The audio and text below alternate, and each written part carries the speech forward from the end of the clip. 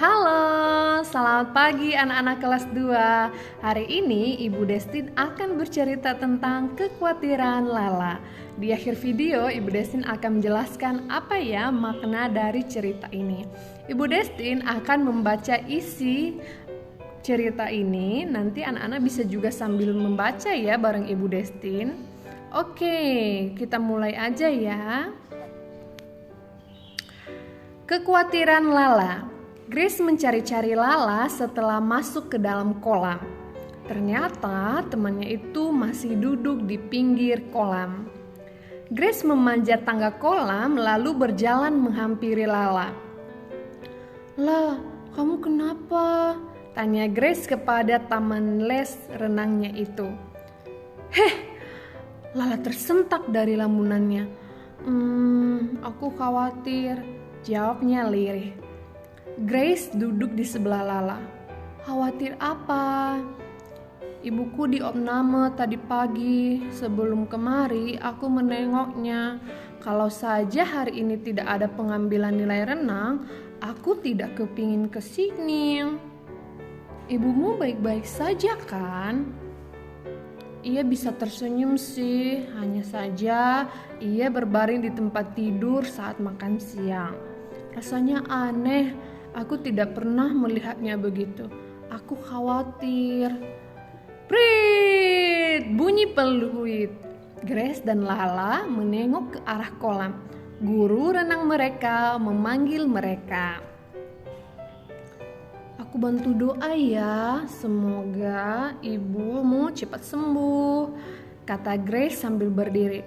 "Yuk, kita ambil nilai dulu." Nah, anak-anak, demikian cerita dari kekhawatiran Lala ini. Jadi suatu hari itu mereka berada di kolam renang untuk mengambil nilai les mereka. Jadi mereka ada les renang.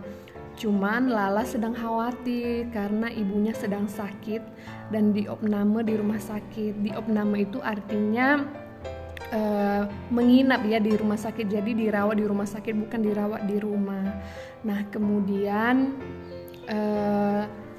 Lala sedih karena mamanya di rumah sakit. Dia pengen merawat mamanya, cuman saat itu dia harus mengambil nilai les renang juga. Nah, si Lala ini punya teman namanya Grace, dan Grace ini peduli ya sama Lala karena Grace sudah mendengarkan cerita bahwa mamanya Lala sakit, maka Grace mau berdoa buat mamanya Lala.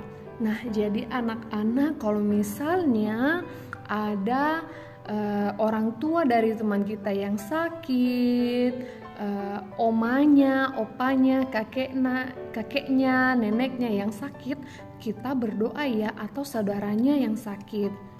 Jadi kita berdoa supaya boleh cepat sembuh dari penyakit mereka. Bahkan kalau misalnya nih ada teman-teman kita yang sakit, teman kelas kita, kakak kelas kita, dan teman-teman bermain kita di rumah, jadi kita harus berdoa ya untuk mereka supaya mereka bisa sembuh.